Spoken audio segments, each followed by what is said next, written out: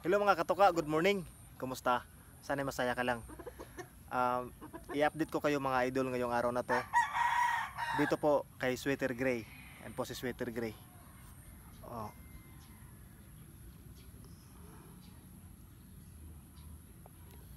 Sa mga sulit kong followers, subscribers dito sa YouTube. Alam ko po ang iba sa inyo ay tinutukan talaga yung aking episode, yung aking YouTube channel mula nung nag-umpisa ako hanggang ngayon na nandito na tayo sa punto na medyo mahaba na talaga yung ating pinagsamahan. Kung sino po yung mga nakaalala kay Sweater Gray mula nung nag-umpisa akong mag-vlog, ayan po siya. Hindi na po siya makakita ngayon mga katoka. Medyo nakakalungkot po isipin dahil yung bang pinagsamahan namin almost 11 years, hindi pala, almost 11 years na talaga mahigit yung pinagsamahan namin ng manok na to. Ayan po. At hindi ko talaga lubos akalain na darating talaga yung panahon na parang unti-unti nang nagpapaalam siya. Kasi sa totoo mga katuka, kung ibang nagmamanok lang siguro sinukuan na tong manok na to. Sa ngayon po ang hirap ng sitwasyon dahil hindi po siya makakita. Kaya yung ginagawa ko sa kanya, every time na magpakain ako sa kanya, pag hindi niya maabot yung pagkain, sinusubuan ko talaga siya para makakain siya. Pero napakatinik talaga ng nukis na to dahil alam niyo po kung bakit. Every time na magpakain ako sa kanya, kahit hindi niya po nakikita yung paano ko ilagay yung pagkain, pinapakinggan niya lang yung pagbagsak ng patoka dito sa kanyang patoka. Ayan o. Oh. Nakikinig lang siya. Kumbaga sense of hearing na lang yung nandyan sa kanya ngayon para makakain siya. Tapos ginangapa niya ng tuka. Ayan po. Halimbawa bagsakan ko yung lagyan ko ng ito, kunting ingay sa kanyang patukaan. Tignan nyo. O, ayan o. O. Ayan, ganun lang po siya yung kanyang paraan para makakain siya. Kaya medyo mahirap din sa part natin na nagmamanok. Kumbaga tinitingnan natin yung ating alaga na galing sa pinaka-healthy na part hanggang ngayon sa medyo matanda na siya. Sabi ko nga kanina, hindi ko alam kung kailan lang, hanggang kailan lang yung kanyang buhay. Kaya ngayon, pinakita ko sa inyo dahil alam ko po, yung iba talaga sa inyo naka-monitor at naka-alam kung kailan kami nagsama nitong manok na to. So grabe ang tagal na mga katuka. Wala pa akong anak. Nandito na yung manok na yan. At siya nga pala, itong manok na to, makwento ko lang po saglit. Isa ito sa mga produkto talaga na kumbaga breed ko na yung bang ako talaga yung nag-alaga mula pagkasisiw hanggang mula pagka-breeding hanggang pagkasisiw, hanggang sa paglaki, hanggang sa nakatatlo na siya, 3 exam nakapasa. So napaka haba talaga ng pinagsamahan namin mga idolo, yang manok na yan. Kaya binidyo ko, in-upload ko dito para po kahit paano maalala ninyo at makarelate yung mga taga-subaybay talaga at totoong subscriber ko. Kaya ayan, dun po si Sweater Gray. Para po sa mga nagtatanong kung nasa na siya, nandun siya. Si Joe Good Gray pala mga idol, ewan ko ay parang na-mention ko na po sa inyo. Si Joe Good Gray po pumasa, kaso lang kalaunan kuwan din, nagpaalam lang din siya kasi medyo may kuwan din siya, ay alam niyo na. Oh. Pero kahit pa paano nagbigay siya ng karangalan. Si Rambo naman po, yung update kay Rambo, yung isa pong talisain, anong sa Siargao. Oo. Si Rambo ganoon din po siya katuka. Nang lalabo lang na daw yung kanyang mata sa ngayon, sabi ni Utol. Kasi yung nga daw ay sa katandaan at ganoon talaga yung buhay ng mga alaga natin mga idol. Unang bumibigay sa kanila yung mata eh. Kasi parang siguro katulad lang ng tao, nalalabo kapag tumatanda na tayo. Pero maraming nagko-comment sa akin. Mercy K ko na lang daw, Mercy K. Alam niyo na kung ano yung K. Mercy K. So sabi ko sa sarili ko, bakit ko na magagawin yun? Doon nga sa exam na pinasa niya, hindi ko nga siya iniwan, hindi niya ako iniwan. At bakit ko gagawin 'yon? Aantayin ko po yung tamang panahon at yung panahon talaga yung magsabi kung kailan lang siya, hanggang kailan lang siya mananatili. Kaya sinumpaan ko yan mga idol na hanggang sa huling hininga mo, dito ka lang sa Manukan. Magsasama tayo, ibibigay ko sa'yo yung pag-aalaga na para sa'yo.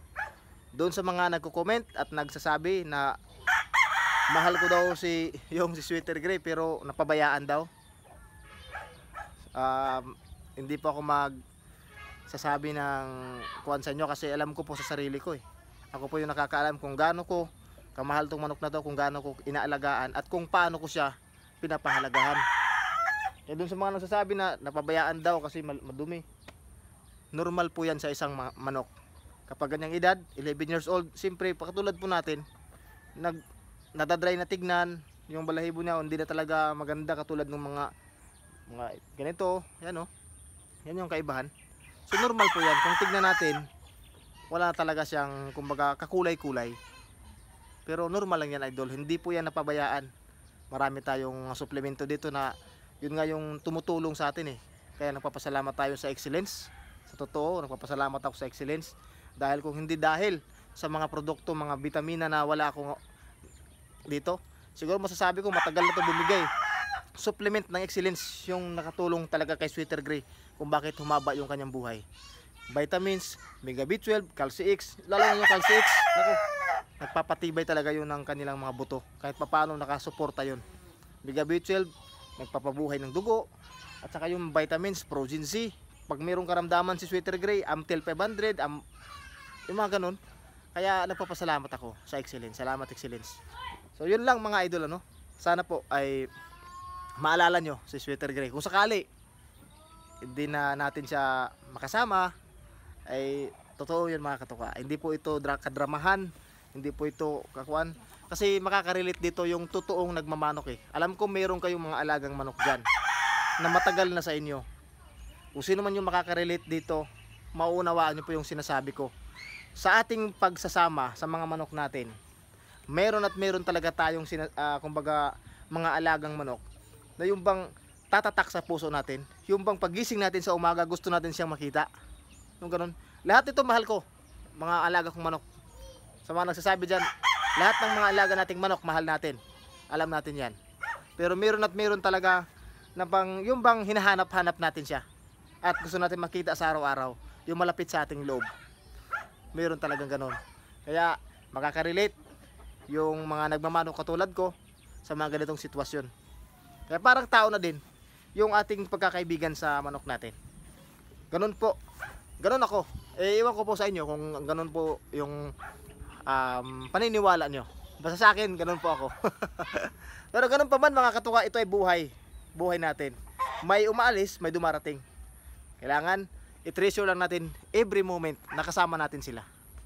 Ano lang. Kung ako lang tutuusin mga katuka dito sa mga manok ko, hindi ako nagsasalin ng exam eh. Ayokong sumali sa exam. Kung ako lang tutuusin. Kaso kailangan nating sumali. Kailangan natin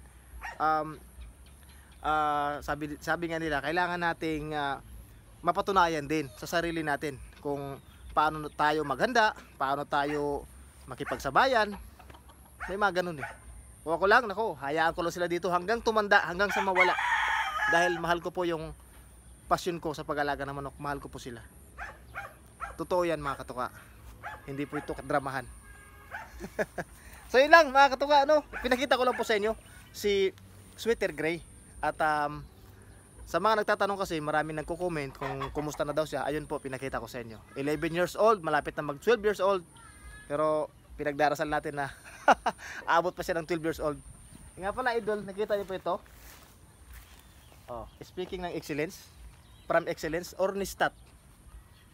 Wala nang ibang solusyon sa ating mga alagang manok na umiipot po ng kulay berde o yung tinatawag nilang avian malaria. So ito lang po yung ginagamit natin dito.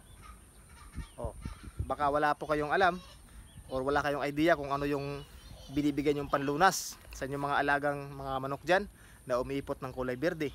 So yan, pasintabi sa kumakain ano. So ito lang po. Ayan po, anti-malaria, Ornistat. paano gamitin. Pag nakakuha kayo nito, di ba may pakete man, sundin nyo lang po yung guide sa pakete na nakasulat. Hindi kayo mawawala. Ganon kaganda mag-advise, magbigay ng paalala ang ating kaibigang Excellence Products. Ayan, no? So yan lang mga katuka. Muli, magandang umaga sa lahat. Ingat po kayo. At ako po ay nagsasabi palagi na ang sabong ay sports lang. Huwag tayong magpakalulong sa sugal. God bless. Sana'y masaya ka lang. Bye-bye. Ay, subscribe pala. Sa mga hindi pa nakasubscribe, puti ko na makalimutan. Salamat sa mga nag-subscribe na. Humirit pa. Bye-bye.